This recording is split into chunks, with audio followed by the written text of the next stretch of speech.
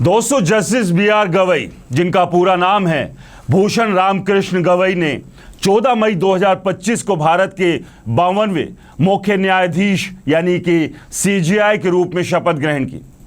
राष्ट्रपति द्रौपदी मुर्मू ने उन्हें यह गरिमामय पद सौंपा और देश की निगाहें अब इस दलित और बौद्ध समाज से आने वाले सीजेआई पर टिकी है। लेकिन सवाल यह है कि जस्टिस गवई का ये 6 महीने का कार्यकाल जो 23 नवंबर 2025 तक चलेगा, क्या न्यायपालिका के उस भरोसे को और मजबूत करेगा जिसकी नींव संविधान ने रखी थी? और क्या उनका कांग्रेस परिवार से गहरा रिश्ता उनके फैसलों पर सवाल खड़े करेगा, या उनकी ईमानदारी इन सवालों को पूरी तरह से खारिज कर देगी? जस्टिस गवई का सफर किसी प्रेरणा से कम नहीं है। दोस्तों, अमरावती की झोपड़पट्टी से निकलकर म्युनिसिपल स्कूल में पढ़ाई, फिर नागपुर यूनिवर्सिटी से कानून की डिग्री, ये कहानी मेहनत और जिद की है।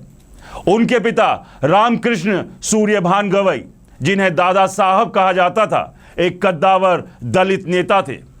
बाबा साहब अंबेडकर के करीबी सहयोगी, रिपब्लिकन पार्टी ऑफ इंडिया के संस्थापक, बिहार, सिक्किम और केरल के राज्यपाल और कांग्रेस के साथ गहरे जुड़े हुए जस्टिस गवई ने खुद स्वीकार किया कि उनके पिता 40 साल तक कांग्रेस के समर्थन से संसद और विधानमंडल में रहे। हालांकि वो औपचारिक रूप से पार्टी के सदस्य नहीं थे।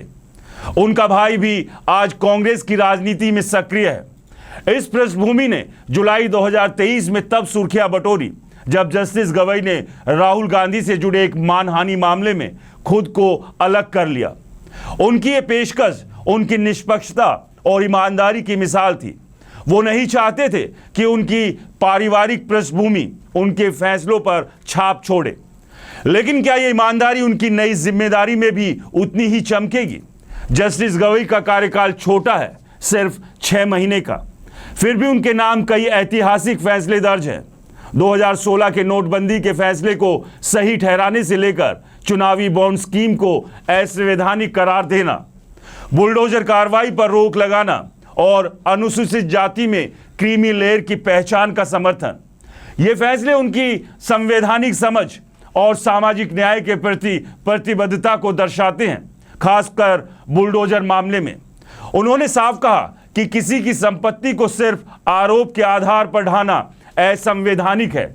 यह फैसला उस दौर में आया जब बुलडोजर राज को सत्ता का प्रतीक मान लिया गया। जस्टिस गवई की नियुक्ति की कहानी भी कम रोचक नहीं। परंपरा के मुताबिक निवर्तमान सीजेआई संजीव खन्ना ने उनके नाम की सिफारिश की, क्योंकि सुप्रीम कोर्ट की वरिष्ठता सूची में गवई का नाम अगला था। जस्टिस गवई ने खुद को हमेशा निष्पक्ष रखने की कोशिश की है। दोस्तों, अक्टूबर 2024 में अहमदाबाद में एक सम्मेलन में उन्होंने कहा था कि जजों का नेताओं या नौकरशाहों की तारीफ करना न्यायपालिका के प्रति जनता के भरोसे को कमजोर करता है। उन्होंने जोर देकर कहा कि न्याय, नैतिकता और ईमानदारी ही वो आधार है जो कानूनी व्यवस्था को विश्वसनीय बनाते हैं। अगर ये भरोसा टूटा तो लोग भ्रष्टाचार या भीड़ के न्याय की ओर मुड़ सकते हैं, जो समाज के लिए खतरनाक है। सवाल अब यह है कि क्या जस्टिस गवई इस भरोसे को और मजबूत कर पाएंगे? उनका कार्यकाल छोटा है, लेकिन दोस्तों, चुनौतियां बड़ी हैं। संविधान की रक्षा, सामाजिक न्याय और न्यायपालिका की स्वतंत्रता, ये वो दांव है जिन पर देश की नजर है। उनकी मां कमलताई ने बताया, मैंने हमेशा चाहा कि मेरा बेटा अपने पिता की तरह समाज की सेवा करे। क्या जस्टिस गवई इस उम्मीद को पूरा करेंगे, या सत्ता और राजनीति के दबाव में उनकी राह मुश्किल होगी? ये समय बताएगा। लेकिन दोस्तों, इतना तय है, जस्टिस गवई की कुर्सी पर बैठा शख्स सिर्फ कानून का रखवाला नहीं, बल्कि उस संविधान का प्रहरी है जिसने उनके जैसे लाखों लोगों को सपने देखने का हक दिया। आप क्या सोचते हैं? क्या जस्टिस गवई का कांग्रेस कनेक्शन उनके फैसलों को प्रभावित करेगा, या उनकी ईमानदारी इन सवालों को बेमानी कर देगी? हमें कमेंट्स कर जरूर बताएं। नमस्कार।